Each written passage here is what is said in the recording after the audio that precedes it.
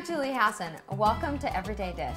Today we're gonna make a grilled pizza. And yes, I did say grilled pizza, which is amazing. And I know I tell you that every dish is so good, but this is a fantastic dinner. You can cook it on the grill. You don't have to heat your oven during the summer, so it's perfect summer weather food. You can even make the dough several days in advance and keep it in your refrigerator.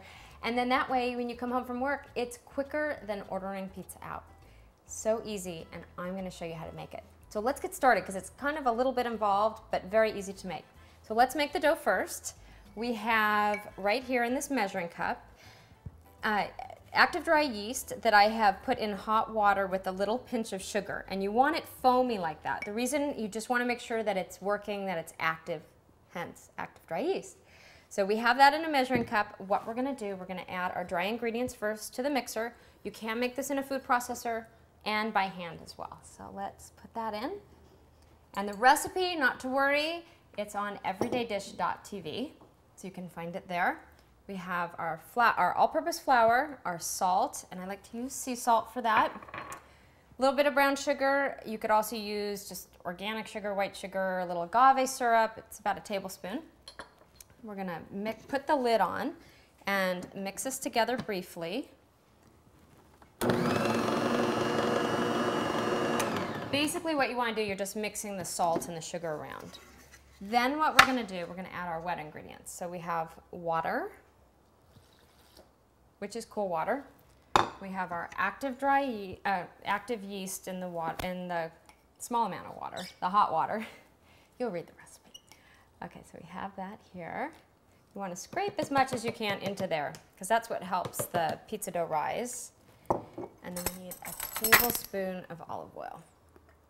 And I like to use extra virgin olive oil for it because it gives it a really nice flavor. All right, let's go ahead and put this back on and turn it on and knead our dough until it's a nice ball. Okay, that should be long enough. What you're looking for is a nice silky dough. If you do it in the food processor, it'll happen within, probably a minute or so, maybe a minute or two. And if it's a little bit sticky still, like this is just a touch sticky, you can just knead in a little bit more flour, add a little bit more flour to the mixture, and it's fine. Now what you want to do is once you have your dough, you want to put it into an oil bowl and cover it with plastic wrap and set it aside to rise for an hour. Even if you're going to put it in the refrigerator later, you still want it to do that initial rise for an hour. Then you can refrigerate it, or you can use it, or you can let it go several hours. So I'm going to put this back in here because I have some dough already made. So let me go get that. I'll be right back. Okay, so this is the dough that I've made ahead of time and I had sitting in my refrigerator, and it's great. So what we're going to do is we're just going to pull it out. I love having dough in the refrigerator, especially with kids around, especially in the summertime. They're hungry. They have friends over for dinner. You've got pizza. So you just take it out of the bag, and then we're going to sprinkle it with just a little bit of flour. Now this recipe will make enough for 4 individual pizzas or 1 really large pizza. And depending on the size of your grill, you could make a huge pizza on there.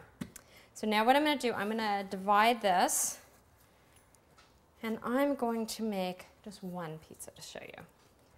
So then what you do is you take your dough, and at this point you can roll it out, you can stretch it out, you can do whatever you want because it's your dough and it doesn't have to be round. Pizzas do not have to be round, and I think they look really nice and taste better if they're kind of lopsided. So let me take my rolling pin. We'll just roll it out real quick. I like it really thin because once you put it on the grill, it's going to puff up and it's going to be a thicker crust. So I try to get it as thin as I can without it ripping. Just like that.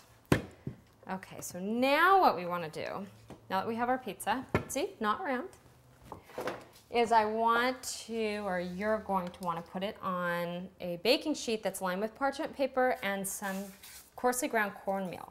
And what the cornmeal does is it keeps the dough from sticking to your pan, and so that you can move it around, because you're not going to want the paper when we put it on the grill. We just want the dough for that. So I'm going to take it, I'm going to put it on the cornmeal, move it around a little bit. Oops, it moves. Now what I'm going to do, I'm going to go outside and we're going to preheat the grill so we can cook the pizza. I'll be right back. Okay, see, I have my grill preheated, I have my dough, and now we're gonna put it on the barbecue. This will work on a regular barbecue top, you know, with the grills and the slats in it. You just wanna make sure that you grease it well. So whatever kind of barbecue you have, grease it well, get it really hot. And you're gonna wanna set it right on the grill, carefully, like that. And then what we're doing is we're waiting till it puffs up and it just cooks until it's nicely browned on the bottom. We're gonna pull it off, so we're kind of par baking it. We're gonna flip it over and we're gonna go put all of our toppings on top, and then we're gonna put it back on the grill. We want it to be nice, see at the bottom, we want it to be lightly browned, kind of blistery on the top, bubbly. Okay, flip it over. Now we're gonna take it inside. We're gonna put our toppings on. Okay, now we're gonna top the pizza. I've got some great pesto, and there's a fabulous roasted garlic pesto recipe on the Everyday Dish TV website. So we're gonna use that and put it on. We're making a Greek pizza. Oh, this is so good. There's nothing better than a grilled pizza with some pesto sauce on it. Really good. All right, now we have that, so we're gonna go ahead, we're gonna add some peppers, some onions, some mushrooms, whatever toppings you like. This is the fun part, is you can completely customize them yourselves. Now, you can put some cheese on, some vegan cheese, which I have here, follow your heart and cheese, but you know, I'm gonna do this one without.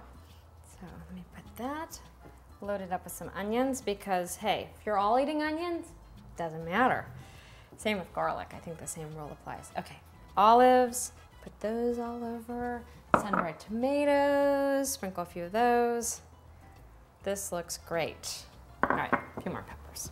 Now let's go put it back on our grill to finish cooking it. Let's go outside. Okay, now what we want to do, we want to put it back on the hot grill. So carefully put it back.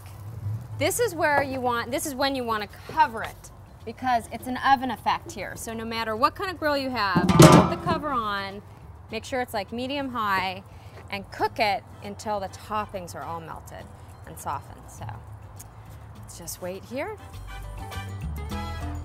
All right, let's check it. See, I get a workout when I make pizza. Okay, I think it's done. Oh, this looks so good.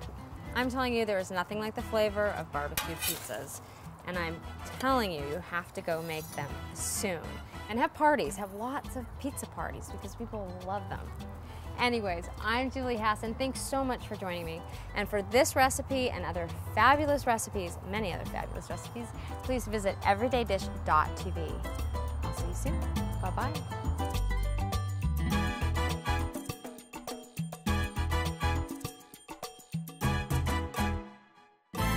Anything else?